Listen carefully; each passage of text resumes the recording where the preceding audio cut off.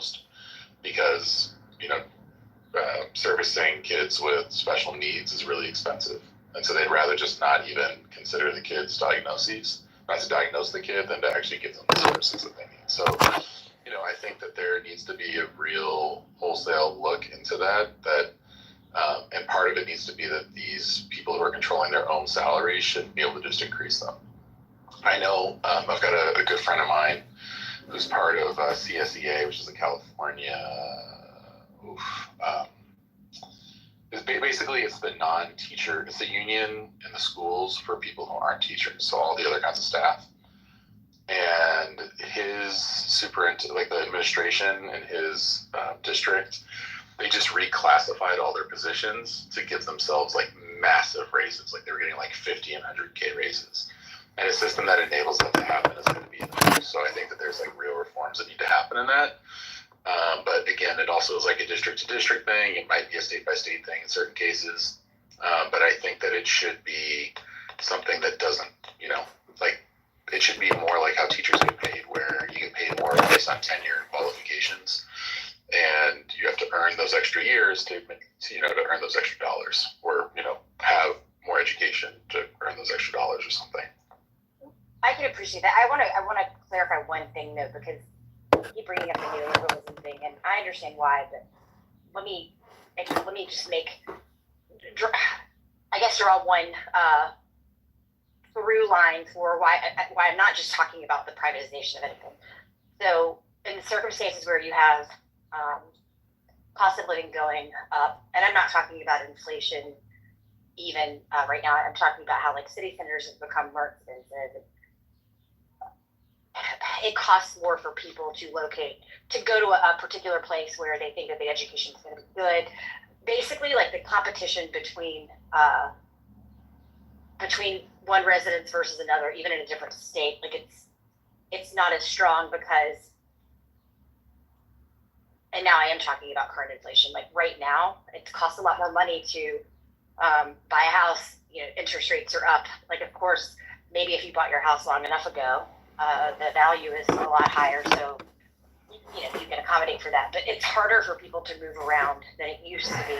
That's part of what I mean when I say there's not the same kind of external pressure. I don't just mean like within the school system. I mean the natural factors of having competing governments even matters, and as that power is reduced, that also takes away the pressure. I mean, I think one of the biggest ways in which that external pressure from like other governments is reduced, it's because people just don't give a fuck. Like people don't pay attention. Like I think that if you own property somewhere, you should maybe not as invested as a parent in what the school district is doing, but you should still be invested to some degree because your property value is attached to how successful that district is, and you're paying for it. But people don't really not enough people, at least in my opinion, take that responsibility seriously. And I imagine that's the thing that's not going to change. But then when you make it even harder for them to make choices based on something like a school district, I shouldn't say when you make it even harder, when it becomes harder for a variety of reasons. All of these things take pressure off of the way in which even governments compete with one another. That's a big part of what I mean when I say competition is reduced or there's not outside pressure. Yeah, but the problem with this is that governments don't act like for-profit companies. Competition in the public sphere is not really a thing. Maybe in the sense of like competitive bids, but like school A isn't really competing against school B. Like this is one of the conceits of quote unquote school choice, is that competition is going to raise everything up. Like if we were in a fully privatized system where everything was a for-profit school, then you would have real competition. But if you have public schools and for-profit schools, it doesn't work that way. So what actually happens in practice is like there's this, like I know this story in Sacramento. But wait, you just said again, public schools are for. My comment was strictly talking about public schools. I wasn't at all acknowledging charter. Public schools. Yeah, I'm saying the way in which like governments compete with one another is when you go out of the district. Like if you move from one state to another, that's like what states are ranked educationally. But then when let's say if you're moving from Texas to Florida or Colorado to California, if you have kids, you're likely gonna look for a house in a good school district. Once it becomes harder for people to move because of increasing interest rate, a variety of reasons, because of the middle class shrinking, there's a million reasons why it's just not as simple anymore. And technology, I don't think it's caught up with this. Like, I think it'll be easier to some degree for people, at least who can work remotely. What I'm saying is, like, that's a pressure that motivates governments to make their school systems better. And when that over time starts to decrease, like, I just don't know how, even if you keep it public, I don't even know how you contend with that, because so many people just don't care. Fewer people are having kids. Like, the way in which, like, even public, the government is held accountable in any way, even outside of education. Like, it's just, it decreases. Like, and something like education has immediate impacts. And so I just don't know how you accommodate for that.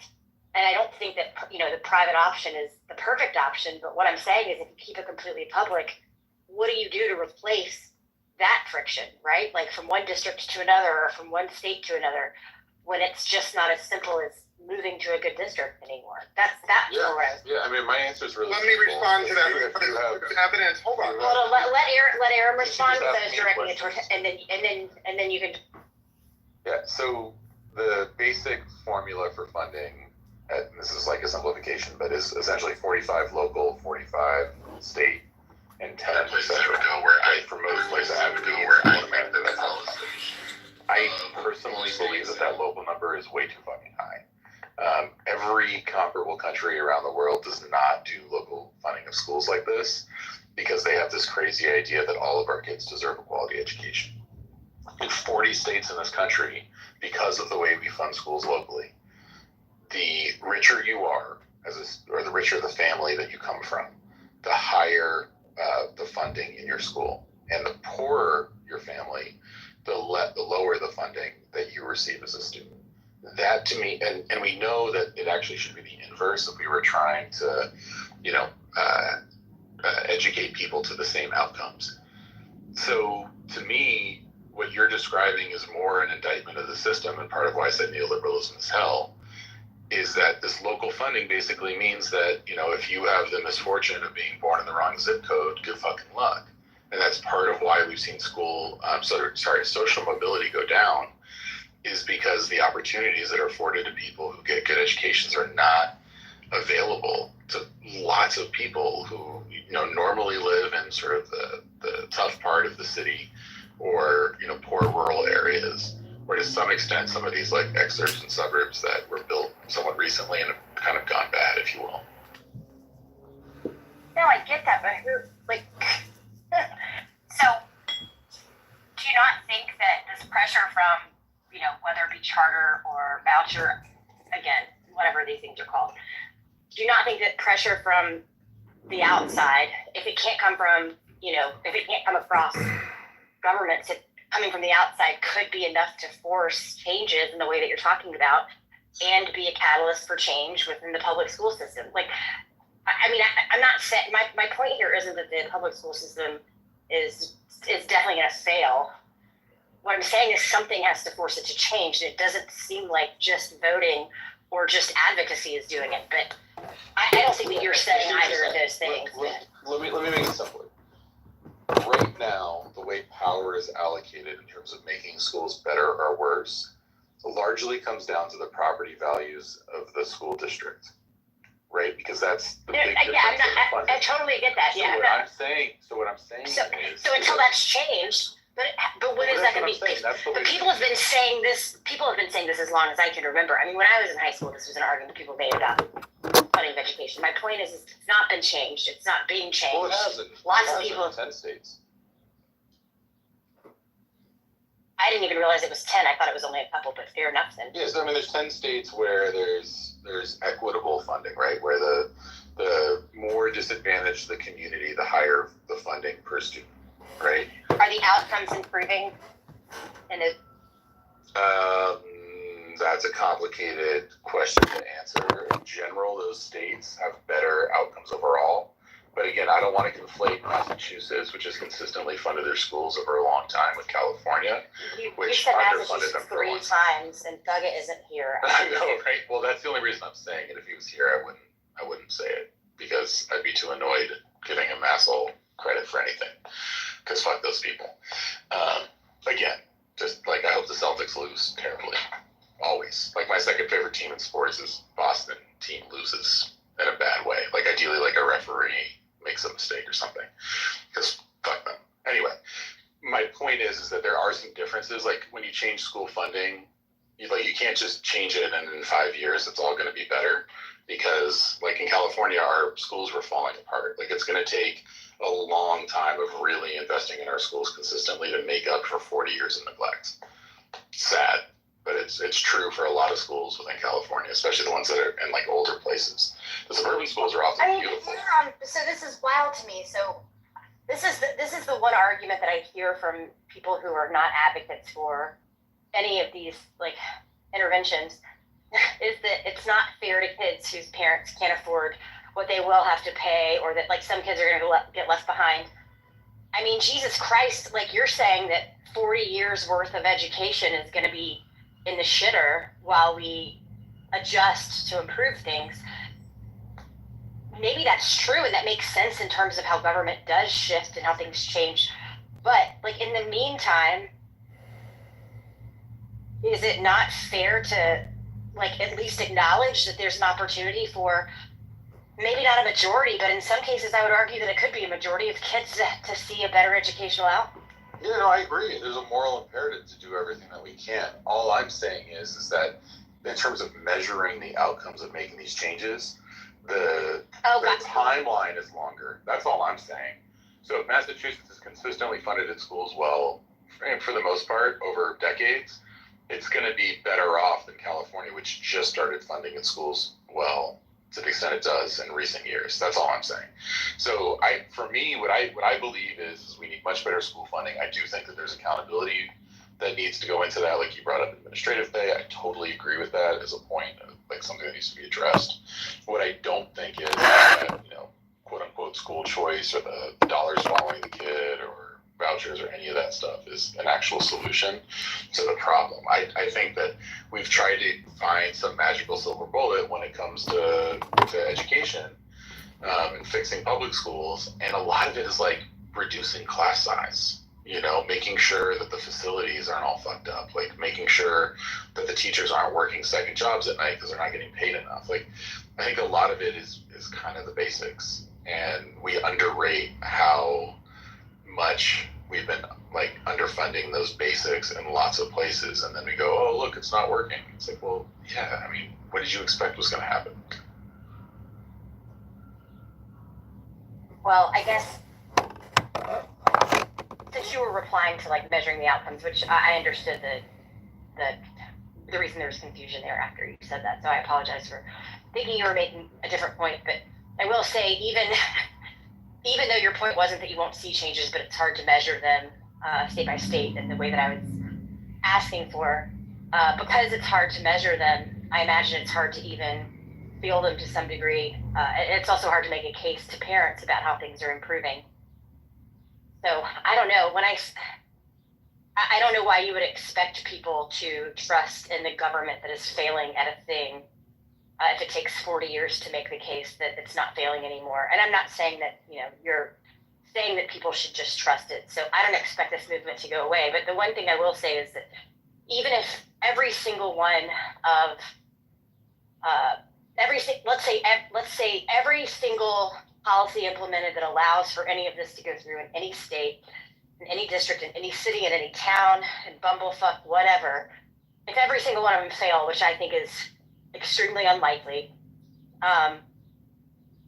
The one thing that I think is positive about this is it's causing people. It is going to pull some funds, not the same total that we think of as allocated per student. It doesn't pull them in total, from what I understand, at least for the most part. So it's not as if public schools everywhere are at risk of disappearing, but it does put pressure on them, and I think that that's a good thing. I think it's going to have short-term problems, but I do think pressure is a good thing. A, and B, it's hard for me to think of any other issue that has this many people actively participating in restructuring or addressing government failure. So I don't know. This is why I'm not I'm not on either side, but I advocate for people who want to see this change, because this is exactly the way that civic responsibility manifests, and I think it's. I just want to say one final thing. I'm going to shut up for a while. So I don't think that the reason that the schools have been, that there's I don't think the reason there's differences in outcomes has to do with like the schools not trying hard enough. Like, I think poor parents love their babies as much as rich parents and middle class parents. I think that they want their kids to be successful just like everyone else, right? Like, I think those things are basically equal. I think that there's some things that are just different, like different levels of social capital. The education attainment of parents, like there's some of those things that are kind of built in that are, I mean, you might call it unfair advantages, but it is what it is. Like, the world isn't fair, so those ones are just kind of structural. The thing that I think is the biggest difference between, like, say, a public school in Los Altos, which is one of the wealthiest cities probably in the world, it's where a lot of like the tech bajillionaires live, and they technically have a public school, Los Altos High, and it's like lavishly funded, right? Like, there's so much money that's going into the school. And then not too far away, if you go to East Palo Alto, you can find like a very, very poor neighborhood that has more violence, and like those kids, that school isn't doing as well, and it doesn't have the same funding. And while you can't do anything about like the tech bajillionaire social capital advantage, the fact that they're getting far greater funding than the kids in EPA is like something we can do something about, and we should. And I'm glad that my state has taken measures as an active policy to try to shift more dollars towards the places that really need it more. And I think that it will lead to better outcomes over time. And I think that it's fair and more just. And I think it tells all of our babies, all of the children in the country, that they're valued and aren't just being kind of thrown to the wolves, which is frankly how it felt here in California in the 90s. And so I think that we need to make those efforts, and the fastest way to do that is to decouple school funding and local property taxes. And I know that's like not going to happen tomorrow or next year or probably next decade, but I really do believe that it's the right solution, or one of the key planks of it. It absolutely could be, but in all honesty, of course, people that aren't deranged all love their babies, and one person's not going to love their baby more than the other again unless they're like fucking deranged. But it is true that people that are lower middle class and below that, even some middle class people, they don't have the same amount of time to follow up on everything that's going on with their kids, and that affects outcomes as well. But one thing I do know is that governments fucking hate losing money, and taking money away from them, especially through policy, because people trying to win elections can facilitate that faster than we can facilitate these measurements.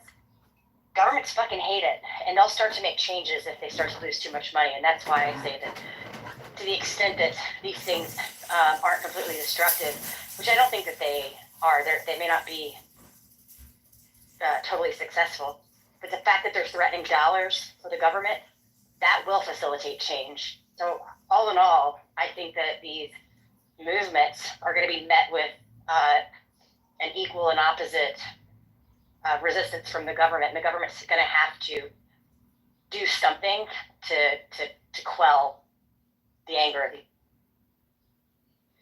Can I jump in here a little bit? I know I'm late on this subject, so you might have covered some points. Dan, if you're late, have you taken a pregnancy test?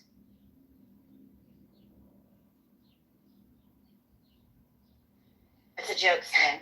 Please jump in.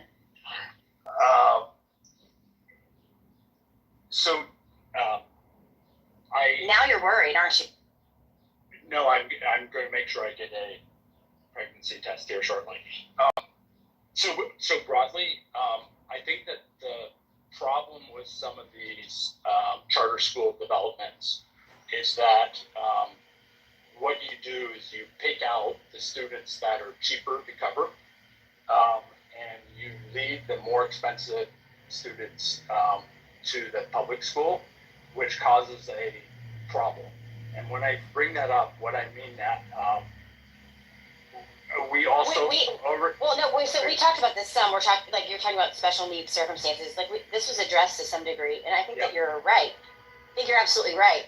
But let's just speak about this as if it's not emotional, and that many people in this room don't have kids, and that some of those kids aren't special needs. If the special needs circumstances are far less than the rest, is it a bad outcome for this kind of change and this kind of movement to give better opportunities for that majority, and then force the government to make changes that better accommodate the minority? Like my point, like I actually think that threats to government funding create better governments, but because we already addressed it, I thought I would ask that question so we could project.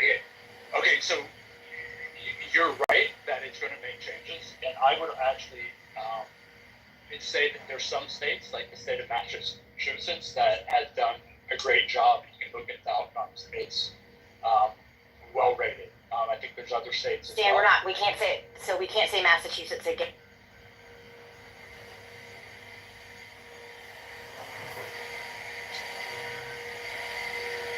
And that's the fifth time. I just wanted to warn you. Okay, sorry. But so I happen to live in a very well-funded school district, and just doesn't help out with that. But we have additional problems. So we have parents that are so well off that they overprotect their kids, and it makes it more expensive to deal with those types of parents. We call them here snow goblins, genocide.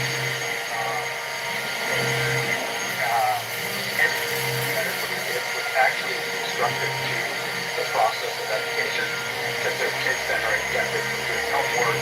They refuse to have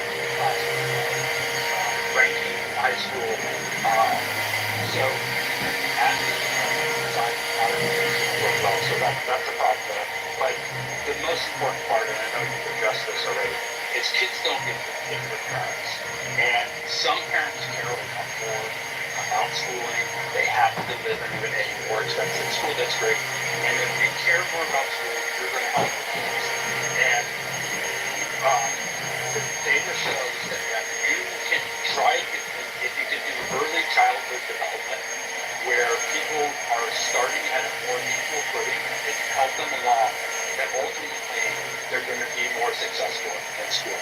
Now, that's not to say that the gangbanger parents or parents that absolutely don't care about the kids at all are going to be equal to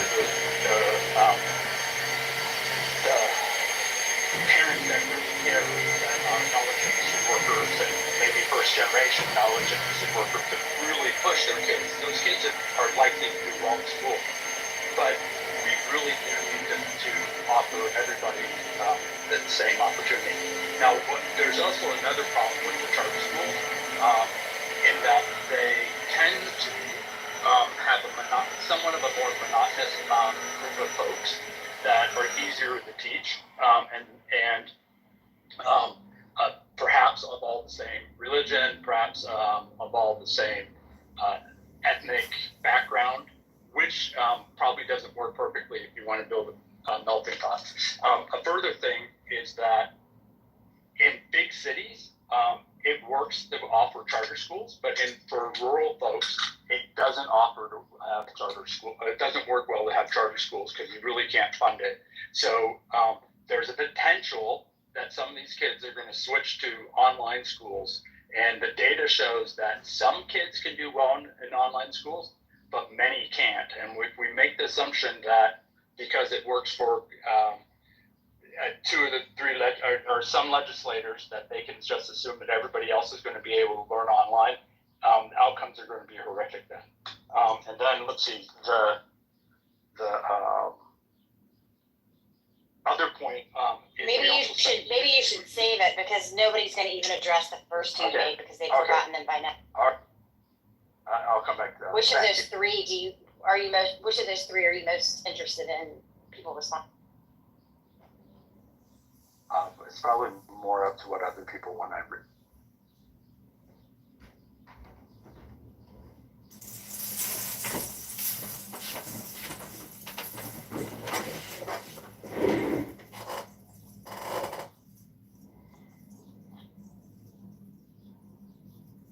anybody that wants to respond, please do. I mean, I don't think that we haven't totally covered all of that, but I don't know that a lot of the pushback has been geared around things like multiculturalism or, I don't know, does anybody have an opinion about? I'll respond. Not specifically that. The point that Stan made about the online learning. May I respond to that? I think. Oh my God! Don't ask, please. Sorry, I know that's annoying.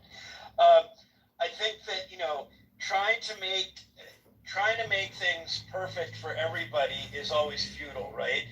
Like there are so many people who did not benefit from certain kinds of programs because they didn't exist, myself included, who had to struggle through school. And I'm not saying it was ever easy or even successful, but I mean, trying to suggest that the online realm isn't helpful for some. I mean, it just, you cannot possibly cater to everybody, and that's, I think, kind of the absurdity. We're failing so much, and the notion of trying to even cater to half the people is kind of an accomplishment. I just think that it's an asinine. It may not be fair, but unfortunately that's life. I'd like to do it all over again too, because I really wanted to be a better student. So what can I say? I actually agree with that, and I appreciate that you said it. You were able to say it the way that you did, because making that same point, I would have sounded very different, and so that's why I haven't really made it. I've only kind of pushed toward it a little bit. And I think that that's something that's hard for people to reckon.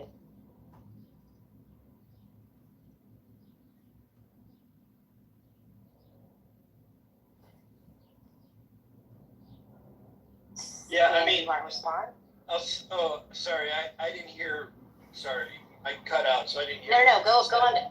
Well, There's no. I was also on the other side. I taught undergrad and graduate students and even some high school students. And I'll tell you that, some of the best students are the most annoying, right? They persevere.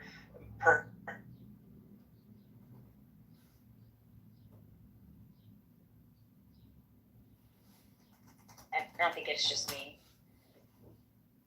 Nope. It's everybody, I think, unfortunately. Dr. Jordan, having a hard time hearing you, bro.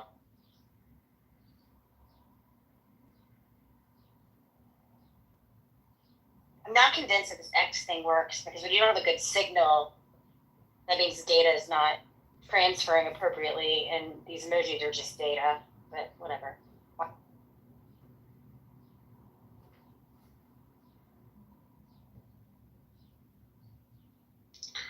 I do want to note that, and it's maybe playing the chat a little bit, public schools are really successful in certain kinds of places. It's like they're very, very successful, and we know what it looks like, for them to succeed. So, What this kind idea of places? No, you're right, but how would you describe well, it? they're generally well-funded places. I mean, it's the whole thing you were saying before, right? The places with the school district, the good school districts, you see their property values increase, which means that you've got more, the affluence of the neighborhood leads to better school outcomes. And I've already acknowledged that there's other things that contribute to some of that success. Do you think that correlation should be strictly seen though as causation? But so I would say that's a correlation. I can see how that could. What I'm saying. No, I'm not disagreeing with you. What I'm saying, there are other reasons why you can have. Listen, I actually agree with you that funding should. There should be more parity in funding. I'm not trying to argue against that, but I'm saying that it makes sense to me why a place that has more successful people or people who have better financial outcomes might also see better educational outcomes separate from the funding. I'm saying that I think that there's reason from my point of view for there to be a strong correlation there. I don't know that you can say it's caused by the funding per se, is my point. Yeah, and I've acknowledged some of the other factors already that contribute to success. There definitely are other factors, right? Like I mentioned social capital, for example. What I'm saying is that there's a reason why rich parents aren't sending their kids to schools in poor districts, even though they easily could do that, if they wanted to, right? Like, and one of the reasons is I mean, like, I went to a not very well funded urban school. It was one of the better ones in my area amongst that kind of class of school, but it was not like in good shape, right? Like, our gym had a wavy floor and they did 12-foot chain link fence around it. Anyway, whatever. It was not the greatest place, but our the league we played in for sports was almost all wealthy suburban schools, and I was always blown away when I'd show up and these fucking schools would have amphitheaters and Olympic pools and gyms with the like automatic dividers that would you could put in place, and they had all the different equipment and it was brand new, and like the labs had brand new computers and so on and so forth. Like, those differences, they make a difference. Like, not having old ass textbooks that are out of date makes a difference. And like, these things are also obvious. Also, teaching is the only profession where people seem to think, and I'm not saying you think this, Kelly, but just there's this thought that somehow paying them more doesn't make them better. Like, in every profession I've ever been in, there's an idea that if you want a better person, you probably got to pony up. But somehow with teachers, there's this conception that that's not the case. Like, if teacher was in fact, where teacher is a better paid job. Yeah, but school districts don't even believe this, because if they did, their administrative costs wouldn't have skyrocketed. Their teacher salaries would have. So I agree with you that people don't necessarily take this into account, but neither do the fucking school districts, like the people who are allocating the funding. And you've already said why you think this happens. So I'm not even disagreeing with you here, but to say that this is something external of the institution itself would be wrong. So, Kelly, go ahead. Yeah, I mean, just to finish off, I mean, I think that there are problems, and it's state by state, right? Even district by district, why some of this stuff is going on with, administration and just not taking care of kids. And I think a lot of people who get into it for the right reasons and get so fucking jaded and cynical that it becomes just a different thing. Like I can never succeed, so fuck it, I might as well get mine. And it's tragic that that's the kind of system that's run in lots of places, but I absolutely think that's the case. But, if we paid teachers, a salary that they can live on and raise a family on everywhere, I think everywhere would have better schools, and we don't do that. So I just wanted to, go ahead, Stan. Okay, so I want to acknowledge, Dr. Jordan, that your challenge with school districts or the school system is definitely a valid concern. And I think the federal government has implemented some policies which cost more now and require administrators to run those policies, which is one reason why you see more cost on the administrative side. But I also want to say that there's the downside that if you have a charter school and they identified someone with with autism, all of a sudden their cost to take care of them is substantially higher. So they're incented not to deal with the student and to as long as possible to pretend that they don't have autism if they're highly focused on cost or if they're. But I can flip. No, this is fair, but I can flip this around. In the public school system, when funding is attached to these kinds of things, whether it be a diagnosis or even a suspicion, people are far more likely to apply these kinds of labels to kids. I don't think that you're wrong, but I also think that, there can be accommodations made for funding of certain types of students. I mean, frankly, the idea that administrative costs need to double and in some cases triple. I think the average is well over double across the nation. Again, this would have to be broken down to really see why it's happening or where it's happening. There could be good reasons, and so it may not even be as big of a problem as it looks like if you just look at some stupid graph that's made, across the whole country. But to have those kinds of increases to accommodate the margins is a problem in my opinion, because the margins are going to require accommodation, but what do you think outcomes look like when you are making accommodations for, let's say, 10% and then ignoring the way in which you could benefit 90%? Well, I would actually argue that it's, as we learn more in science, that it's probably closer to 25% actually are different, and right now only 5 or 10% are being identified. So we're still not identifying, or we'll soon learn that another 15% really need help that they were never given. To go back to what I was saying, and thank you, Stan. You know, I'm on the periphery of this because I don't have kids, I suppose. Well, I guess that doesn't necessarily mean that, but you know, having taught students at different levels and really not enjoying teaching because people were so driven by grades and less driven by learning. I know that's kind of simplifying things, but I found it to be the case. It was such a turnoff to me. And recently, I joined this Mothers Against Anti-Semitism on college campuses, and if anything, it's provided me insight into just how much helicopter parenting is going on. And so what I want to get to is that I think, you know, people tend to model these opportunities or these dynamics where their kid can thrive, so to speak, and be conferred kind of the best, be offered the best educational experience. And I think, you know, we're so far from that.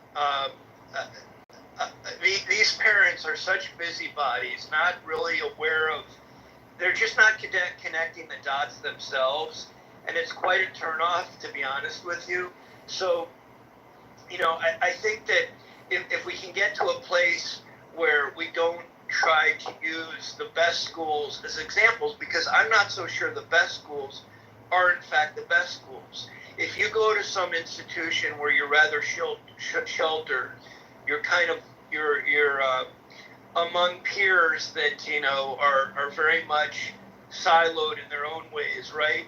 You're not getting the kind of exposure you really need to go out in the real world and develop empathy and help other people the way you could. You can't optimize your impactfulness, if you will. And it's just disappointing to me. So I kind of just hope that, you know, we work more on the nurturing at home, the social, emotional learning, and then let other things kind of fall where they may. And I say that because, you know, I see some of the most affluent people on this app, and they've landed on their feet their whole lives. They're not rocket scientists necessarily, but they just had all the support in the world. And so we're comparing apples and oranges. We're trying to make it all about kind of the aptitude, when in fact, really the focus is on the support systems that they have in place that allow people to land on their feet. Because we can name tons of people who are far from scholars who find great success. And I'm not saying model that behavior or aspire to be like them necessarily, but at least be conscious of it. Because we're pushing people to be straight A students when that's really not the end goal. I was so turned off by the students who were, you know, the best students.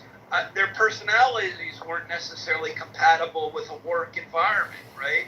Why would you want to model that? So I think our end goal is off. And, you know I didn't articulate that in a scholarly way by any stretch of the imagination, but it really, it irks me to see the way we push kids.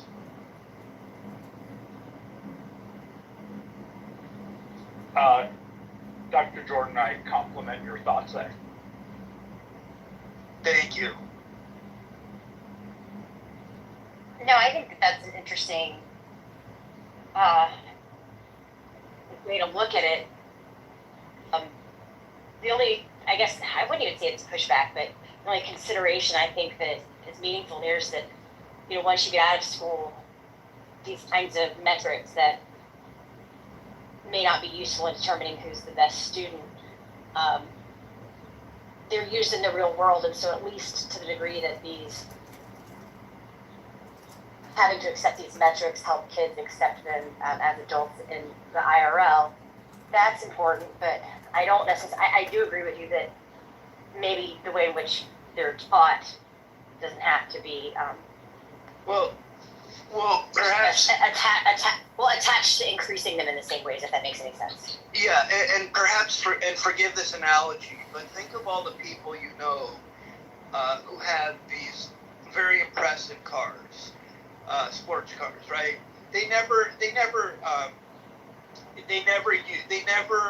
use these vehicles in ways that they never reach their potential in these vehicles. One, there's street legal issues, right? But two, these are machines that are just amazing. But many of the people driving them many of them may be some of the worst drivers you know. Computers, you see some of the kids with the fanciest of hardware and software, and they use it in a very limited capacity. And there's nothing wrong with that. Anyone can get anything they want. But I think what's interesting to me is, there were people, think of all the people who wrote books by hand. Today, there are people who have all the time in the world and all the access to AI, but they won't write as much as a page in 10 years, right? Because they just don't take advantage of the tools that are out there, even for those who are, trained to use them, quite frankly. So I guess what I'm saying is that, we should focus more on some of the earlier developmental issues that impact how we relate in this world, and less so much on some of the curricular things because God damn, I can't think of one field where, you go to law school, you go to medical school, whatever, it takes 5 years to really apply, to really get in the groove often. And that's talking about people who are in residencies, multiple residencies, etc., right? It just takes a long time to really understand the working world. And we push the wrong things at the wrong time. Anyways, I'm done.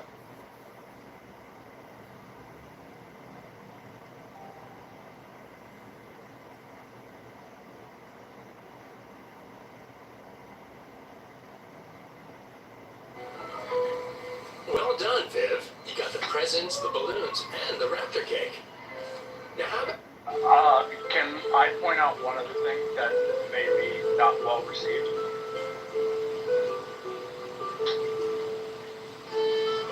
Let's go for it. Okay, so I think that we also have a problem with, at least in some places and some selection, on who becomes a teacher and how long they can be teachers. There are definitely some teachers out there, or some people that have selected the teaching degree at university because they can avoid math. I've heard that many times. And we also have teachers that are just no longer performing well and are not in the best interest, or not as good as good teachers. And we need to have a way to for our interview, John Kitover, welcome from Chicago. The retraining process that Ms. Clinton unfortunately talked about for West Virginian coal workers, but they just shouldn't be teachers, and we need to have a way to transition, not overhaul a full generation of these teachers, but Yeah, get rid of move them public on. sector unions. We can do the same thing with. Yeah, so part of the problem with doing what you're saying, Stan, is that when we basically started underfunding schools almost everywhere in the 70s and 80s, one of the concessions that the school districts gave to teachers was they would get tenured really quickly. So you can get tenure after 3 years, and then it's almost impossible to fire you. And so they negotiated all these contracts as a way to not give more cash, they give them more security, and it's led to some really perverse outcomes. And all of that has to kind of be unwinded all at once. Otherwise, you're just having teachers, accept instability for no reason, and that's never ever going to happen. Secret Teachings of All Ages, written by a man like Hall. I don't pretend to have the solution, but I know it's a problem. And thank you for explaining the dilemmas with this Preface. situation. Numerous volumes have been written as commentaries upon the secret systems of philosophy existing in the ancient world. But the ageless truths of life, like many of the Earth's greatest thinkers, have usually been clothed in shabby garments. The present work is an attempt to supply a tone worthy of those seers and sages whose thoughts are the substance of its pages. To bring about this coalescence of beauty and truth has proved most costly. But I believe that the result will produce an effect upon the mind of the reader which will more than justify the expenditure. Work upon the text of this volume was begun the first day of January 1926, and has continued almost uninterruptedly for over 2 years. The greater part of the research work, however, was carried on prior to the writing of the manuscript. The collection of the reference material was begun in 1921, and 3 years later the plans for the book took definite form. For the sake of clarity, all footnotes were eliminated, the various quotations and references to other authors being embodied in the text in their logical order. The bibliography is appended primarily to assist those interested in selecting for future study the most authoritative and important items dealing with philosophy and symbolism. To make readily accessible the abstruse information contained in the book, an elaborate topical cross-index is included. I make no claim for either the infallibility or the originality of any statement herein contained. I've studied the fragmentary writings of Paracelsus and the Hermetic Freemasonry of the Middle Ages. And staff, Mr. John Howell, Mr. Paul Elder, Mr. Philip Watson Hackett, and Mr. John R. Ruxtell. Single books were lent by other persons and organizations to whom thanks are also given. The matter of translation was the greatest single task in the research work incident to the preparation of this volume. The necessary German translations, which required nearly 3 years, were generously undertaken by Mr. Alfred Berry, who declined all remuneration for his labor. The Latin, Italian, French, and Spanish translations were made by Professor Homer P. Earle. The Hebrew text was edited by Rabbi Jacob M. Alco. Miscellaneous short translations and checking also were done by various individuals. The editorial work was under the supervision of Dr. C.B. Rowlingson, through whose able efforts literary order was often brought out of literary chaos. Special recognition is also due to the services rendered by Mr. Robert B. Cummins of the staff of H.S. Crocker Company, Inc., to whom were assigned the technical difficulties of fitting the text matter into its allotted space. For much of the literary charm of the work, I am also indebted to Mr. M.M. Saxton, to whom the entire manuscript was first dedicated and to whom was also entrusted the preparation of the index. The splendid efforts of Mr. J. Augustus Knapp, the illustrator, have resulted in a series of colored plates which add materially to the beauty and completeness of the work. The printing of the book was in the hands of Mr. Frederick E. Keast of H.S. Crocker Company, Inc., whose great personal interest in the volume has been manifested by an untiring effort to improve the quality thereof, through the gracious cooperation of Dr. John Henry Nash, the foremost designer of printing on the American continent. The book appears in a unique and appropriate form, embodying the finest elements of the printer's craft. An increase in the number of plates and also a finer quality of workmanship than was first contemplated have been made possible by Mr. C.E. Benson of the Los Angeles Engraving Company, who entered heart and soul into the production of this volume. The pre-publication sale of this book has been without known precedent in book history. The subscription list for the first edition of 550 copies was entirely closed a year before the manuscript was placed in the printer's hands. The second, or King Solomon edition, consisting of 550 copies, and the third, or Theosophical edition, consisting of 200 copies, were sold before the finished volume was received from the printer. For so ambitious a production, this constitutes a unique achievement. The credit for this extraordinary sales program belongs to Mrs. Maud F. Gallagher, who had as her ideal not to sell the book in the commercial sense of the word, but to place it in the hands of those particularly interested in the subject matter it contains. Valuable assistance in this respect was also rendered by numerous friends who had attended my lectures, and who without compensation undertook and successfully accomplished the distribution of the book. In conclusion, the author wishes to acknowledge gratefully his indebtedness to each one of the hundreds of subscribers through whose advance payments the publication of this folio was made possible.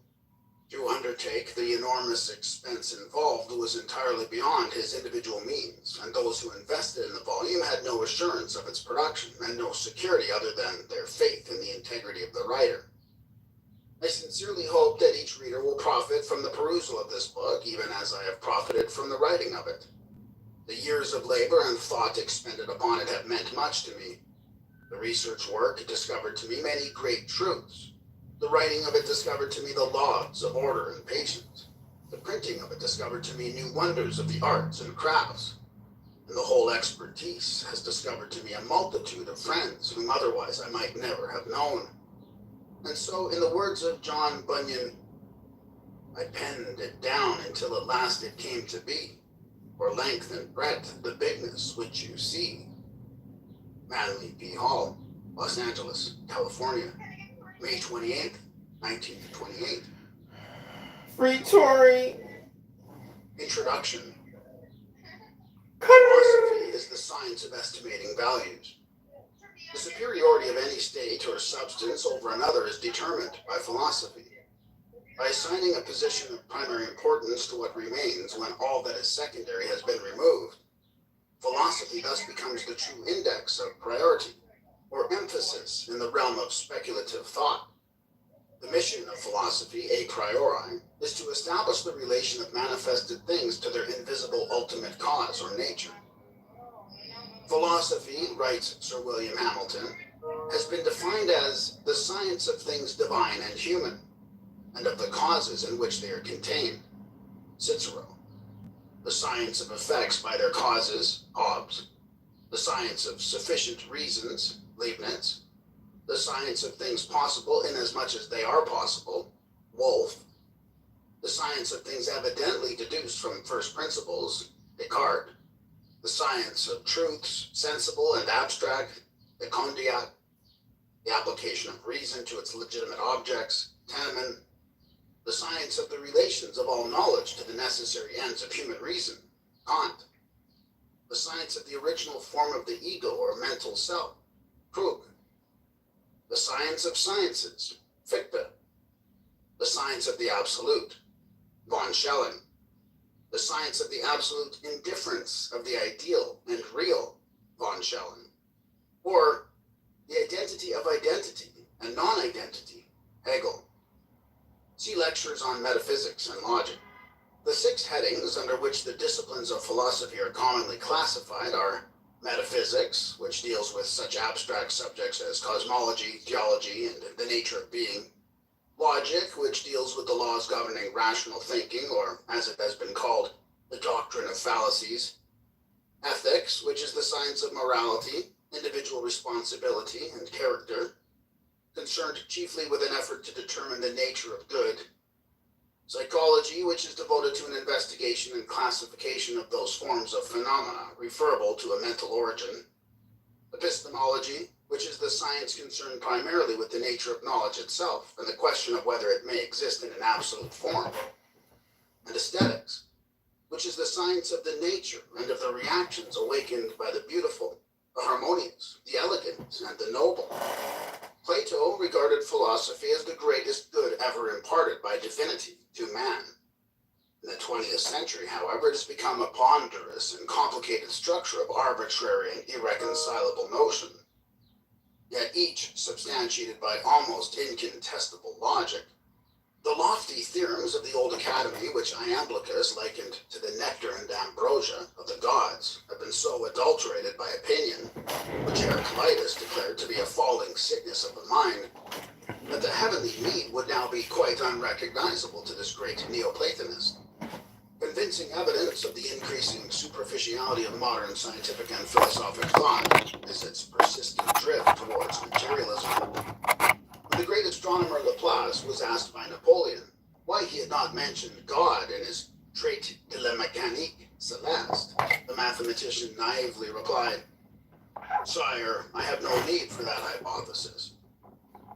In his treatise on atheism, Sir Francis Bacon tersely summarizes the situation thus: A little philosophy inclineth man's mind to atheism, but depth in philosophy bringeth men's minds about to religion. The Metaphysics of Aristotle opens with these words, all men naturally desire to know. To satisfy this common urge, the unfolding human intellect has explored the extremities of imaginable space without the extremities of imaginable self within, seeking to estimate the relationship between the one and the all, the effect and the cause, nature and the groundwork of nature, the mind and the source of the mind, the spirit and the substance of the spirit, the illusion and the reality. An ancient philosopher once said, he who has not even a knowledge of common things is a brute among men. He who has an accurate knowledge of human concerns alone is a man among brutes. But he who knows all that can be known by intellectual energy is a god among men. Man's status in the natural world is determined, therefore, by the quality of his thinking. He whose mind is enslaved to his bestial instincts is philosophically not superior to the brute. He whose rational faculties ponder human affairs is a man, and he whose intellect is elevated to the consideration of divine realities is already a demigod, for his being partakes of the luminosity with which his reason has brought him into proximity. In his Ecumenium of the Science of Sciences, Cicero is led to exclaim, O philosophy, life's guide, O searcher out of virtue and expeller of vices, what could we and every age of men have been without thee? Thou hast produced cities, thou hast called men scattered about into the social enjoyment of life. In this age, the word philosophy has little meaning unless accompanied by some other qualifying term.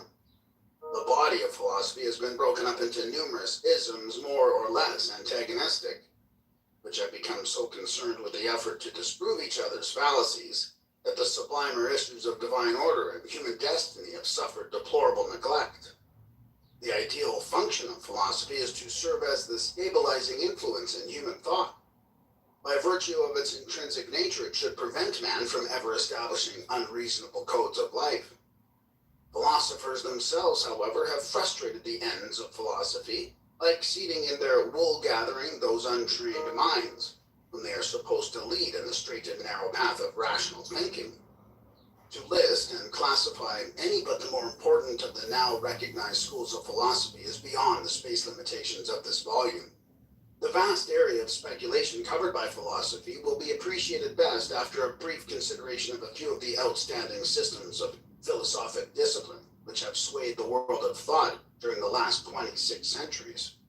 The Greek school of philosophy had its inception with the 7 immortalized thinkers upon whom was first conferred the appellation of Sophos, a wise.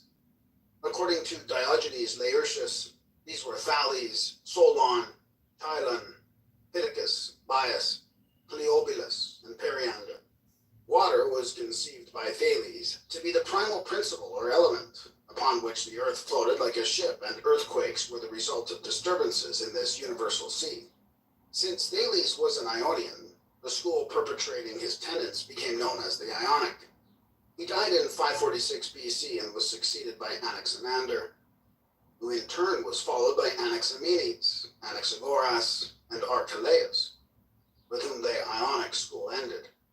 Anaximander, differing from his master Thales, declared measureless and indefinable infinity to be the principle from which all things were generated. Anaximenes asserted air to be the first element of the universe, that souls and even the deity itself were composed of it. Anaxagoras, whose doctrine savors of atomism, held God to be an infinite, self-moving mind, that this divine infinite mind, not enclosed in any body, is the efficient cause of all things, out of the infinite matter consisting of similar parts, everything being made according to its species by the divine mind.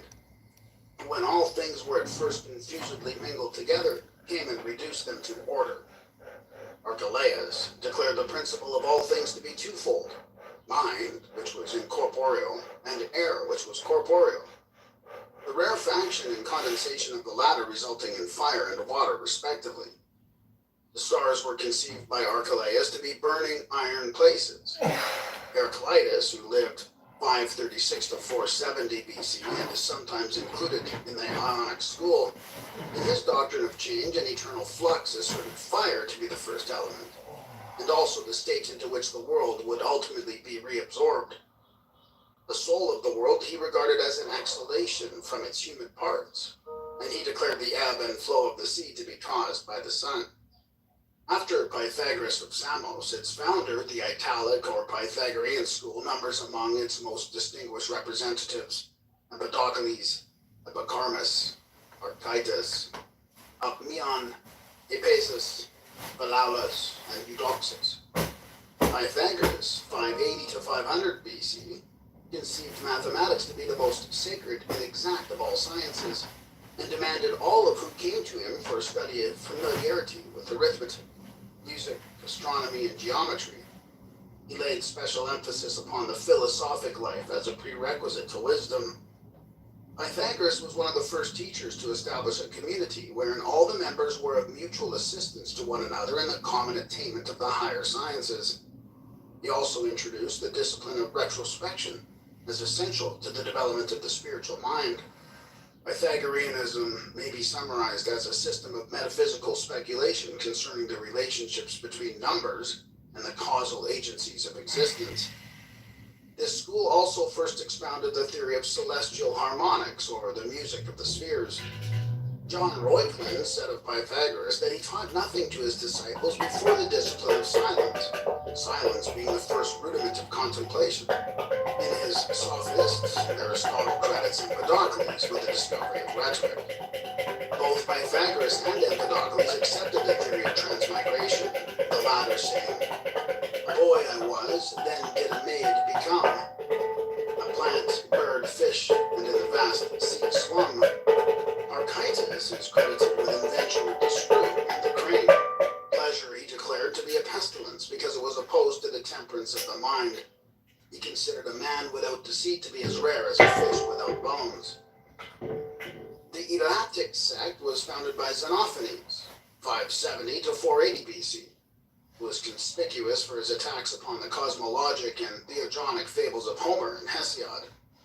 Xenophanes declared that God was one and incorporeal, in substance and figure round, in no way resembling man, that he is all sight and all hearing, but breathes not, that he is all things, the mind and wisdom, not generate, but eternal, impassible, immutable, and rational.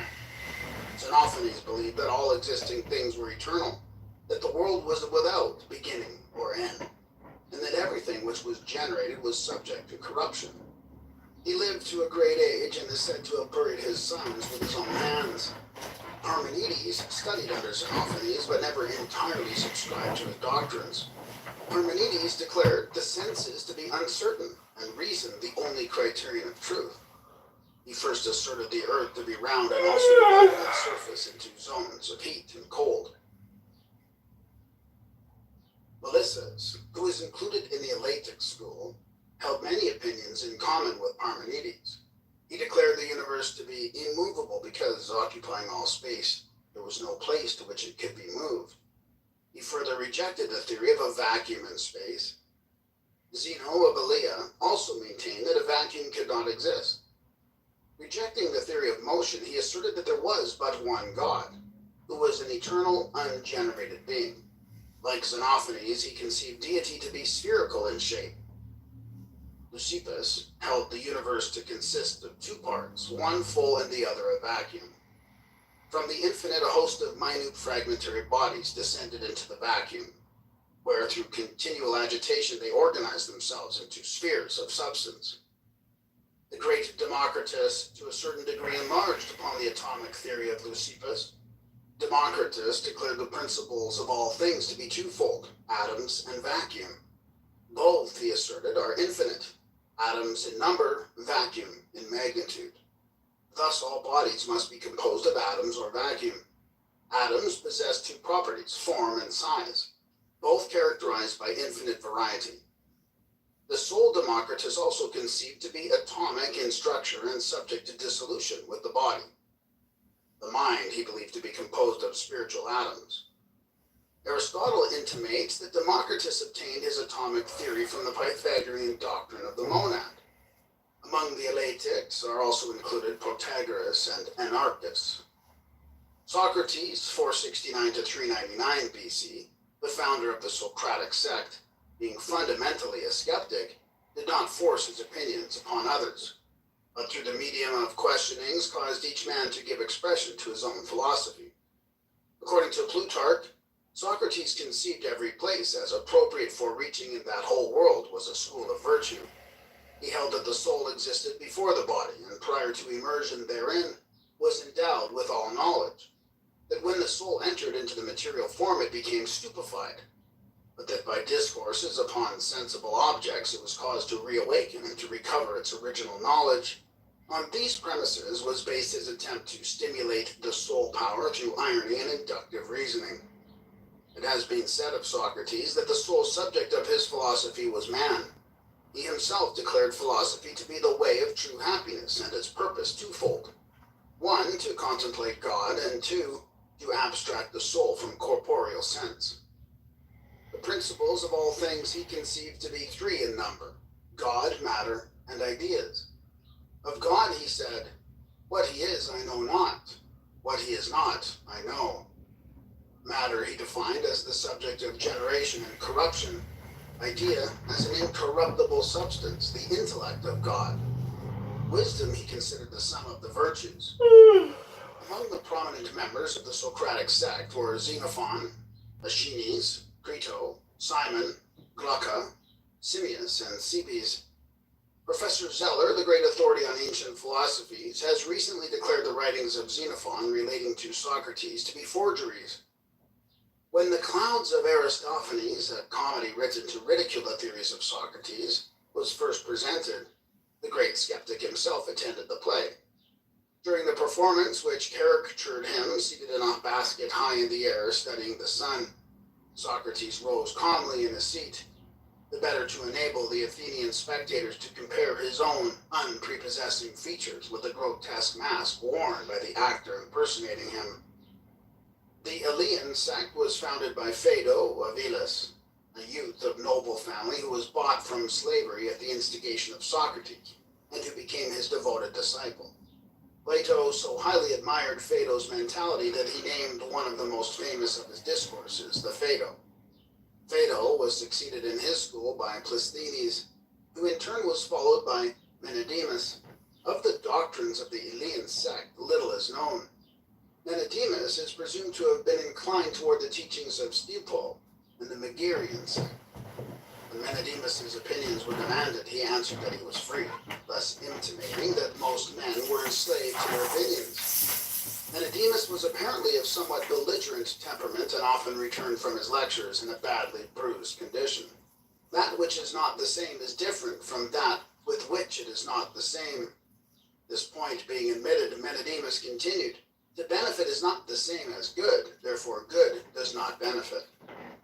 After the time of Menedemus, the Elean sect became known as the Eritrean. Its exponents denounced all negative propositions and all complex and abstruse theories, declaring that only affirmative and simple doctrines could be true.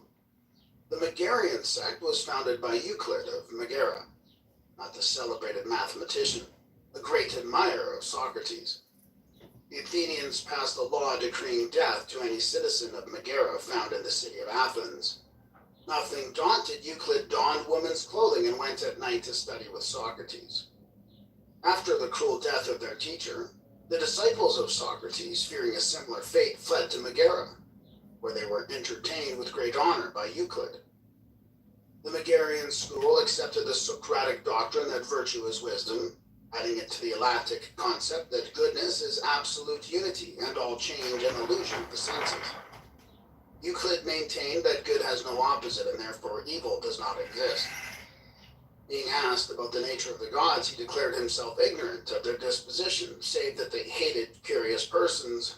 The Megarians are occasionally included among the dialectic philosophers. Euclid, who died 374 BC, was succeeded in his school by Eubulides, among whose disciples were Alexinus and Apollonius Chronos.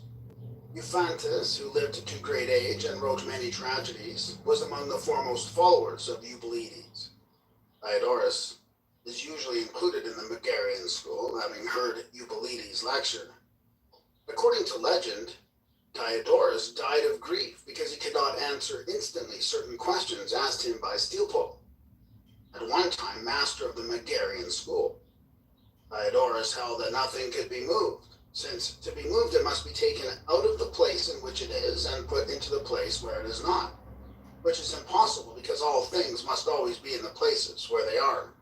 The Cynics were a sect founded by Antisthenes of Athens, 444 to 365 BC, a disciple of Socrates. Their doctrine may be described as an extreme individualism, which considers man as existing for himself alone, and advocates surrounding him by inharmony, suffering, and direst need that he may thereby be driven to retire more completely into his own nature. The Cynics renounced all worldly possessions, living in the rudest shelters and subsisting upon the coarsest and simplest food. On the assumption that the gods wanted nothing, the Cynics affirmed that those whose needs were fewest consequently approached closest to the divinities. Being asked what he gained by a life of philosophy, Antisthenes replied that he had learned how to converse with himself. Diogenes of Sinope is remembered chiefly for the tub in the Metrum, which for many years served him as a home. The people of Athens loved the beggar philosopher, and when a youth in jest bored holes in the tub, the city presented Diogenes with a new one and punished the youth. Diogenes believed that nothing in life can be rightly accomplished without exercitation. He maintained that everything in the world belongs to the wise, a declaration which he proved by the following logic. All things belong to the gods. The gods are friends to wise persons. All things are common amongst friends. Therefore, all things belong to the wise. Among the Cynics are Monimus, Onocrates, Crates, Patroclus, Hipparchia, who married Crates, Menippus, and Menedemus. The Cyrenaic sect, founded by Aristippus of Cyrene, 435 to 356 BC, promulgated the doctrine of hedonism. Learning of the fame of Socrates, Aristippus journeyed to Athens and applied himself to the teachings of the great skeptic. Socrates, pained by the voluptuous and mercenary tendencies of Aristippus, vainly labored to reform the young man. Aristippus had the distinction of being consistent in principle and practice, for he lived in perfect harmony with his philosophy that the quest of pleasure was the chief purpose of life. The doctrines of the Cyrenaics may be summarized thus. All that is actually known concerning any object or condition is the feeling which it awakens in man's own nature. In the sphere of ethics, that which awakens the most pleasant feeling is consequently to be esteemed as the greatest good. Emotional reactions are classified as pleasant or gentle, harsh and mean. The end of pleasant emotion is pleasure. The end of harsh emotion, grief. The end of mean emotion, nothing. Through mental perversity, some men do not desire pleasure. In reality, however, pleasure, especially of a physical nature, is the true end of existence and exceeds in every way mental and spiritual enjoyments. Pleasure, furthermore, is limited wholly to the moment. Now is the only time. The past cannot be regarded without regret, and the future cannot be faced without misgiving. Therefore, neither is conducive to pleasure. No man should grieve, for grief is the most serious of all diseases. Nature permits man to do anything he desires. He is limited only by his own laws and customs. A philosopher is one free from envy, love, and superstition, and whose days are one long round of pleasure. Indulgence was thus elevated by Aristippus to the chief position among the virtues. He further declared philosophers to differ markedly from other men in that they alone would not change the order of their lives if all the laws of men were abolished. Among prominent philosophers influenced by the Cyrenaic doctrines was Agasias, Anaxagoras, Theodorus, and Bion.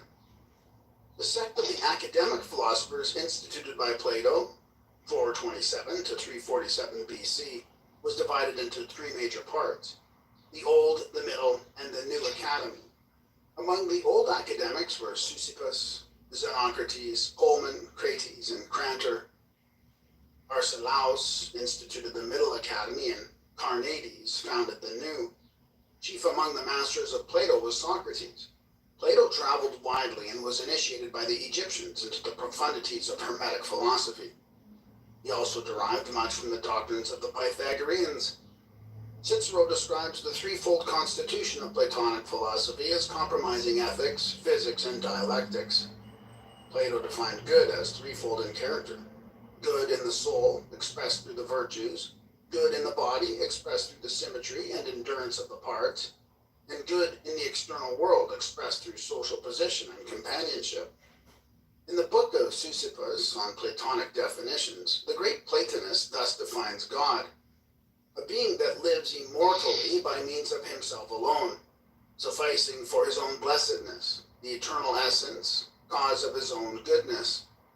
According to Plato, the one is the term most suitable for defining the absolute, since the whole precedes the parts, and diversity is dependent on unity, but unity not on diversity. A one, moreover, is before being, for to be is an attribute or condition of the one. Platonic philosophy is based upon the postulation of three orders of being: that which moves unmoved, that which is self-moved, and that which is moved. That which is immovable but moves is anterior to that which is self-moved, which likewise is anterior to that which it moves. That in which motion is inherent cannot be separated from its motive power. It is therefore incapable of dissolution. Of such nature are the immortals. That which has motion imparted to it from another can be separated from the source of its an animating principle. It is therefore subject to dissolution. Of such nature are mortal beings. Superior to both the mortals and the immortals is that condition which continually moves yet itself is unmoved. To this constitution the power of abidance is inherent. It is therefore the divine permanence upon which all things are established. Being nobler even than self-motion, the unmoved mover is the first of all the dignities. The Platonic discipline was founded upon the theory that learning is really reminiscence, or the bringing into objectivity of knowledge, formerly required by the soul in a previous state of existence. At the entrance of the Platonic school in the academy were written the words, "Let none ignorant of geometry enter here." After the death of Plato, his disciples separated into two groups. One, the academics, continued to meet in the academy where once he had presided. The other, the peripatetics, removed to the Lyceum under the leadership of Aristotle, 384 to 322 BC. Plato recognized Aristotle as his greatest disciple, and according to Philopponus, referred to him as the mind of the school. If Aristotle were absent from the lectures, Plato would say, "The intellect is not here." Of the prodigious genius of Aristotle, Thomas Taylor writes in his introduction to the Metaphysics, "When we consider that he was not only well acquainted with every science, as his works abundantly evince, but that he wrote on almost every subject which is comprehended in the circle of human knowledge, and this with matchless accuracy and skill, we know not which to admire most, the penetration or extent of his mind." Of the philosophy of Aristotle, the same author says, "The end of Aristotle's moral philosophy is perfection through the virtues, and the end of his contemplative philosophy and union with the one principle of all things." Aristotle conceived philosophy to be twofold, practical and theoretical. Practical philosophy embraced ethics and politics. Theoretical philosophy, physics and logic. Metaphysics he considered to be the science concerning that substance which has the principle of motion and rest inherent to itself. To Aristotle, the soul is that by which man first lives, feels, and understands. Hence to the soul he assigned three faculties: nutritive, sensitive, and intellective. He further considered the soul to be twofold, rational and irrational, and in some particulars elevated the sense perceptions above the mind.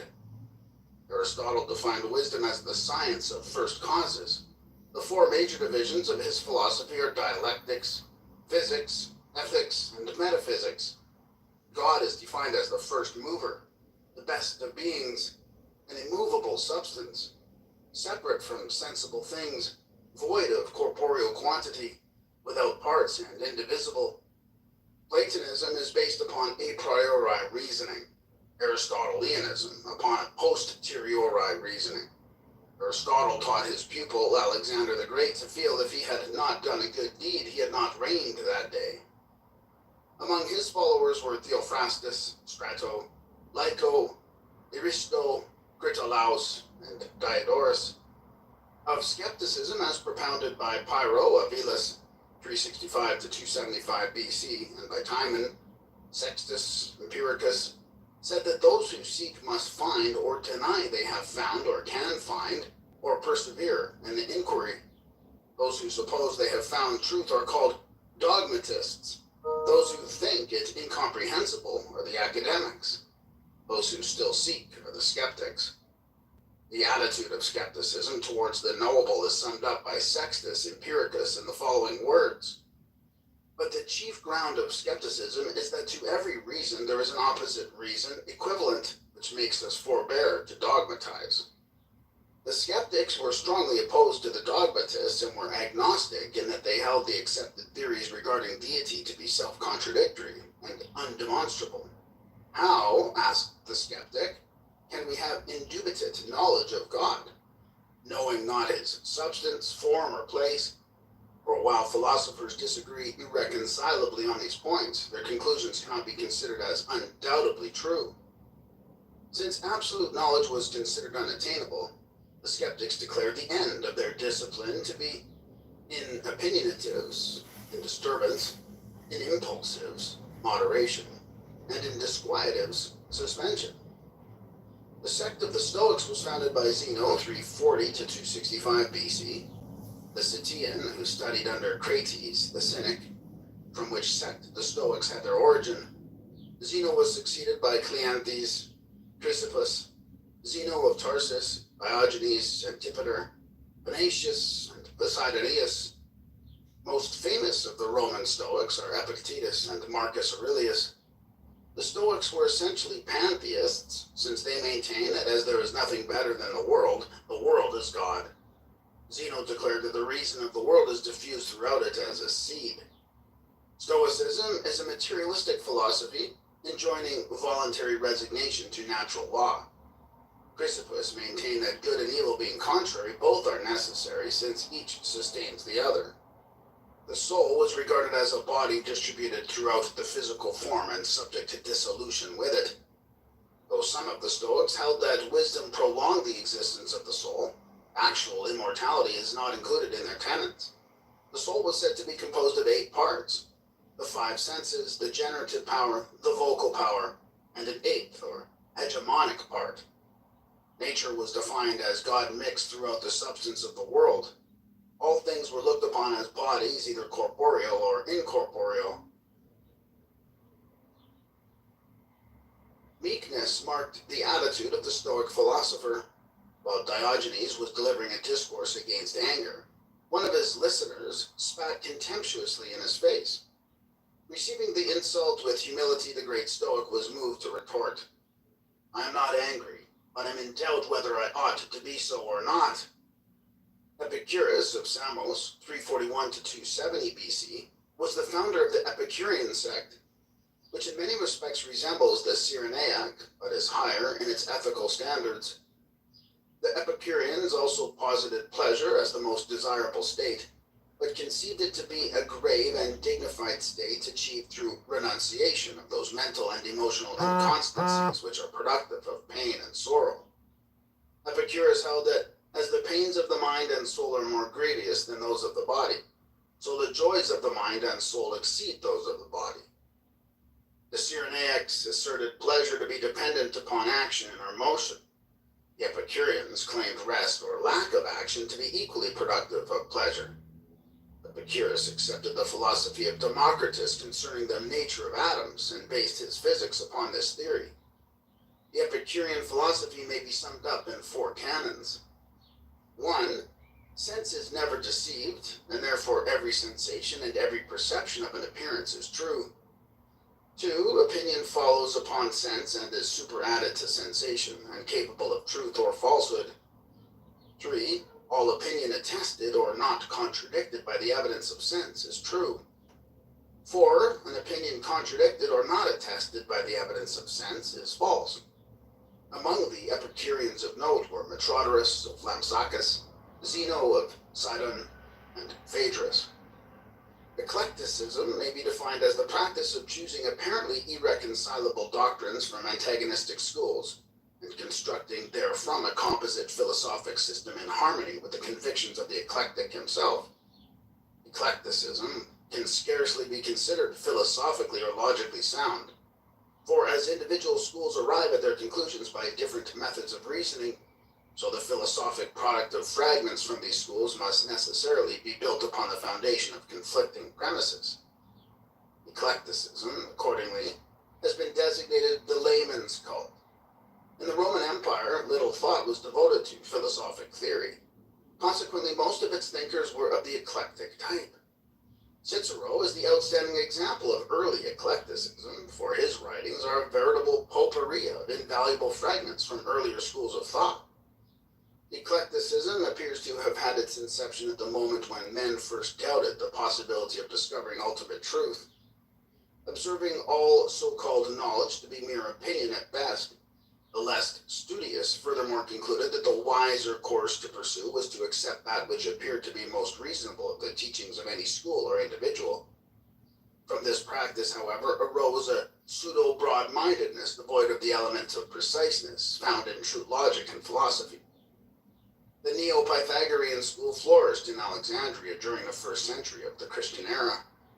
Only 2 names stand out in connection with it: Apollonius of Tyana and Moderatus of Gades. Neo-Pythagoreanism is a link between the older pagan philosophies and Neoplatonism. Like the former, it contained many exact elements of thought derived from Pythagoras and Plato. Like the latter, it emphasized metaphysical speculation and ascetic habits. A striking similarity has been observed by several authors between Neo-Pythagoreanism and the doctrines of the Essenes. Special emphasis was laid upon the mystery of numbers, and it is possible that the Neo-Pythagoreans had a far wider knowledge of the true teachings of Pythagoras than is available today. Even in the 1st century, Pythagoras was regarded more as a god than a man, and the revival of his philosophy was resorted to apparently in the hope that his name would stimulate interest in the deeper systems of learning. But Greek philosophy has passed the zenith of its splendor. The mass of humanity was awakening to the importance of physical life and physical phenomena. The emphasis upon earthly affairs, which began to assert itself later, reached maturity of expression in 20th century materialism and commercialism, even though Neoplatonism was to intervene and many centuries passed before this emphasis took definite form. Although Ammonius Saccas was believed to be the founder of Neoplatonism, the school had its true beginning in Plotinus, AD 204 to 269. Prominent among the Neoplatonists of Alexandria, Syria, Rome, and Athens were Porphyry, Iamblichus, Calistius, the Emperor Julian, Plutarch, and Proclus. Neoplatonism was the supreme effort of decadent pagandom to publish and thus preserve for posterity its secret, or unwritten, doctrine. In its teachings, ancient idealism found its most perfect expression. Neoplatonism was concerned almost exclusively with the problems of higher metaphysics. It recognized the existence of a secret and all-important doctrine, which from the time of the earliest civilizations had been concealed within the rituals, symbols, and allegories of religions and philosophies. To the mind unacquainted with its fundamental tenets, Neoplatonism may appear to be a mass of speculations interspersed with extravagant flights of fancy. Such a viewpoint, however, ignores the institutions of the mysteries, those secret schools into whose profundities of idealism nearly all of the first philosophers of antiquity were initiated. When the physical body of pagan thought collapsed, an attempt was made to resurrect the form by instilling new life into it, by the unveiling of its mystical truths. This effort apparently was barren of results. Despite the antagonism, however, between pristine Christianity and Neoplatonism, Many basic tenets of the latter were accepted by the former and woven into the fabric of patristic philosophy. Briefly described, Neoplatonism is a philosophic code which conceives every physical or concrete body of doctrine to be merely the shell of a spiritual verity, which may be discovered through meditation and certain exercises of a mystic nature. In comparison to the esoteric spiritual truths which they contain, the corporeal bodies of religion and philosophy were considered relatively of little value. Likewise, no emphasis was placed upon the material sciences. The term patristic is employed to designate the philosophy of the fathers of the early Christian church. Patristic philosophy is divided into two general epochs, Ante-Nicene and Post-Nicene. The Ante-Nicene period, in the main, was devoted to attacks upon paganism and to apologies and defenses of Christianity. The entire structure of pagan philosophy was assailed and the dictates of faith elevated above those of reason. In some instances, efforts were made to reconcile the evident truths of paganism with Christian revelation. Eminent among the Ante-Nicene fathers were Saint Irenaeus, Clement of Alexandria, and Justin Martyr. In the post-Nicene period, more emphasis was placed upon the unfoldment of Christian philosophy along Platonic and Neoplatonic lines, resulting in the appearance of many strange documents of a lengthy, rambling, and ambiguous nature, nearly all of which were philosophically unsound. The post-Nicene philosophers included Athanasius, Gregory of Nyssa, and Cyril of Alexandria. The patristic school is notable for its emphasis upon the supremacy of man throughout the universe. Man was conceived to be a separate and divine creation, a crowning achievement of deity and an exception to the suzerainty of natural law. To the patristics, it was inconceivable that there should ever exist another creature so noble, so fortunate, or so able as man, for whose sole benefit and edification all the kingdoms of nature were primarily created. Patristic philosophy culminated in Augustinianism, which may be best defined as Christian Platonism. Opposing the Pelagian doctrine that man is the author of his own salvation, Augustinianism elevated the Church and its dogmas to a position of absolute infallibility, a position which it successfully maintained until the Reformation. Gnosticism, a system of emanationism interpreting Christianity in terms of Greek, Egyptian, and Persian metaphysics, appeared in the latter part of the first century of the Christian era. Practically all the information extant regarding the Gnostics and their doctrines, stigmatized as heresy by the Ante-Nicene Church Fathers, is derived from the accusations made against them, particularly from the writings of Saint Irenaeus. In the 3rd century appeared Manichaeism, a dualistic system of Persian origin, which taught that good and evil were forever contending for universal supremacy. In Manichaeism, Christ is conceived to be the principle of redeeming good, in contradistinction to the man Jesus, who was viewed as an evil personality. The death of Boethius in the 6th century marked the close of the ancient Greek school of philosophy. The 9th century saw the rise of the new school of scholasticism, which sought to reconcile philosophy with theology. Representative of the main divisions of the scholastic school were the eclecticism of John of Salisbury, the mysticism of Bernard of Clairvaux and Saint Bonaventura, the rationalism of Peter Abelard, and the pantheistic mysticism of Meister Eckhart. Among the Arabian Aristotelians were Avicenna and Averroes. The zenith of scholasticism was reached with the advent of Albertus Magnus and his illustrious disciple St. Thomas Aquinas. Thomism, the philosophy of St. Thomas Aquinas, sometimes referred as the Christian Aristotle, sought to reconcile the various factions of the scholastic school. Thomism was basically Aristotelian with the added concept that faith is a projection of reason. Scotism, or the doctrine of voluntarism, promulgated by Johann Duns Scotus, a Franciscan scholastic, emphasized the power and efficacy of the individual will as opposed to Thomism. The outstanding characteristic of scholasticism was its frantic effort to cast all European thought in an Aristotelian mold. Eventually, the schoolmen descended to the level of mere word-mongers who picked the words of Aristotle so clean that nothing but the bones remained.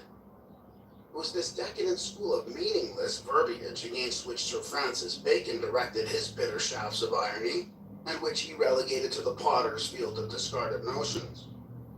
The Baconian, or inductive, system of reasoning, whereby facts are arrived at by a process of observation and verified by experimentation, cleared the way for the schools of modern science. Bacon was followed by Thomas Hobbes, for some time his secretary, who held mathematics to be the only exact science and thought to be essentially a mathematical process. Hobbes declared matter to be the only reality, and scientific investigation to be limited to the study of bodies, the phenomena relative to their probable causes, and the consequences which flow from them under every variety of circumstance. Hobbes laid special stress upon the significance of words, declaring understanding to be the faculty of perceiving the relationship between words and the objects for which they stand. Having broken away from the scholastic and theological schools, post-Reformation or modern, philosophy experienced a most prolific growth among many diverse lines. According to humanism, man is the measure of all things. Rationalism makes the reasoning faculties the basis of all knowledge. Political philosophy holds that man must comprehend his natural, social, and national privileges. Empiricism declares that alone to be true which is demonstrable by experiment or experience. Moralism emphasizes the necessity of right conduct as a fundamental philosophic tenet. Idealism asserts the realities of the universe to be superphysical, either mental or psychical. Realism, the reverse. And phenomenalism restricts knowledge to facts or events which can be scientifically described or explained. The most recent developments in the field of philosophic thought are behaviorism and neo-realism. The former estimates the intrinsic characteristics through an analysis of behavior. The latter may be summed up as the total extinction of idealism. Baruch de Spinoza, the eminent Dutch philosopher, conceived God to be a substance absolutely self-existent, and needing no other conception besides itself to render it complete and intelligible. The nature of this being was held by Spinoza to be comprehensible only through its attributes, which are extension and thought. These combine to form an endless variety of aspects or modes. The mind of man is one of the modes of infinite thought, the body of man one of the modes of infinite extension. Through reason, man is enabled to elevate himself above the illusionary world of the senses and find eternal repose in perfect union with the divine essence. Spinoza, it has been said, deprived God of all personality, making deity synonymous with the universe. German philosophy had its inception with Gottfried Wilhelm von Leibniz, whose theories are permeated with the qualities of optimism and idealism. Leibniz's criteria of sufficient reason revealed to him the insufficiency of Descartes' theory of extension, and he therefore concluded that substance itself contained an inherent power in the form of an incalculable number of separate and all-sufficient units. Matter, reduced to its ultimate particles, ceases to exist as a substantial body, being resolved into a mass of immaterial ideas or metaphysical units of power, to which Leibniz applied the term monad. Thus, the universe is composed of an infinite number of separate monadic entities unfolding spontaneously through the objectification of innate active qualities. All things are conceived as consisting of single monads of varying magnitudes or of aggregations of these bodies, which may exist as physical, emotional, mental, or spiritual substances. God is the first and the greatest monad. The spirit of man is an awakened monad in contradistinction to the lower kingdoms whose governing monadic powers are in a semi-dormant state. Though a product of the Leibnizian Wolffian school, Immanuel Kant, like Locke, dedicated himself to investigation of the powers and limits of human understanding. The result was his critical philosophy embracing the critique of pure reason, the critique of practical reason, and the critique of judgment. Dr. W. J. Durant sums up Kant's philosophy in the concise statement that he rescued mind from matter. The mind Kant conceived to be the selector and coordinator of all perceptions, which in turn are the results of sensations, grouping themselves about some external object. In the classification of sensations and ideas, the mind employs certain categories of sense, time and space, of understanding, quality, relation, modality, and causation, and the unity of apperception. Being subject to mathematical laws, time and space are considered absolute and sufficient basis for exact thinking. Kant's practical reason declared that while the nature of noumenon could never be comprehended by the reason, the fact of morality proves the existence of three necessary postulates: free will, immortality, and God. In the Critique of Judgment, Kant demonstrates the union of the noumenon and the phenomenon in art and biological evolution. German superintellectualism is the outgrowth of an overemphasis of Kant's theory of the autocratic supremacy of the mind over sensation and thought. The philosophy of Johann Gottlieb Fichte was a projection of Kant's philosophy, wherein he attempted to unite Kant's practical reason with his pure reason. Fichte held that the known is merely the contents of the consciousness of the knower, and that nothing can exist to the knower until it becomes part of those contents. Nothing is actually real, therefore, except the facts of one's own mental experience. Recognizing the necessity of certain objective realities, Friedrich Wilhelm Joseph von Schelling, who succeeded Fichte in the chair of philosophy at Jena, first employed the doctrine of identity as the groundwork for a complete system of philosophy. Whereas Fichte regarded self as the absolute, von Schelling conceived infinite and eternal mind to be the all-pervading cause. Realization of the absolute is made possible by intellectual intuition, which, being a superior or spiritual sense, is able to disassociate itself from both subject and object. Kant's categories of space and time von Schelling conceived to be positive and negative respectively, and material existence the result of the reciprocal action of these two expressions.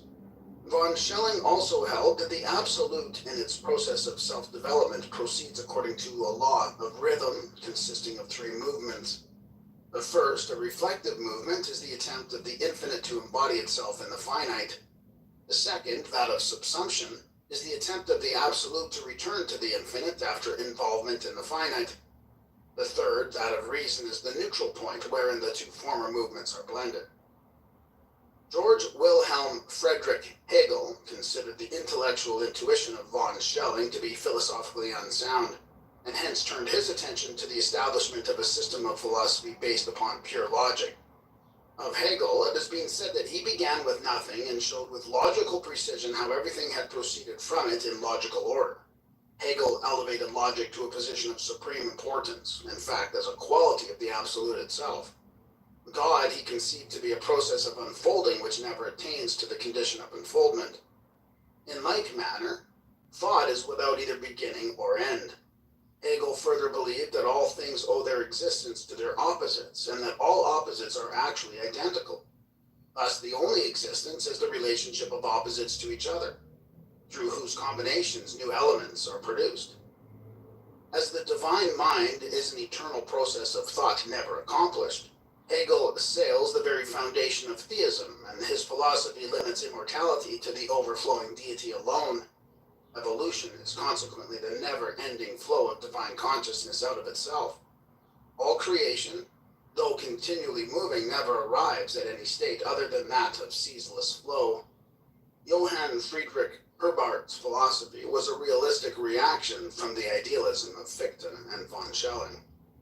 To Herbart, the true basis of philosophy was the great mass of phenomena continually moving through the human mind. Examination of phenomena, however, demonstrates that a great part of it is unreal, at least incapable of supplying the mind with actual truth. To correct the false impressions caused by phenomena and discover reality, Herbart believed it necessary to resolve phenomena into separate elements, for reality exists in the elements and not in the whole. He stated that objects can be classified by three general terms: thing, matter, and mind. The first a unit of several properties, the second an existing object, the third a self-conscious being. All three notions give rise, however, to certain contradictions, with whose solution Herbart is primarily concerned. For example, consider matter, though capable of filling space, if reduced to its ultimate state, consists of incomprehensibly minute units of divine energy, occupying no physical space whatsoever. The true subject of Arthur Schopenhauer's philosophy is the will. The object of his philosophy is the elevation of the mind to the point where it is capable of controlling the will.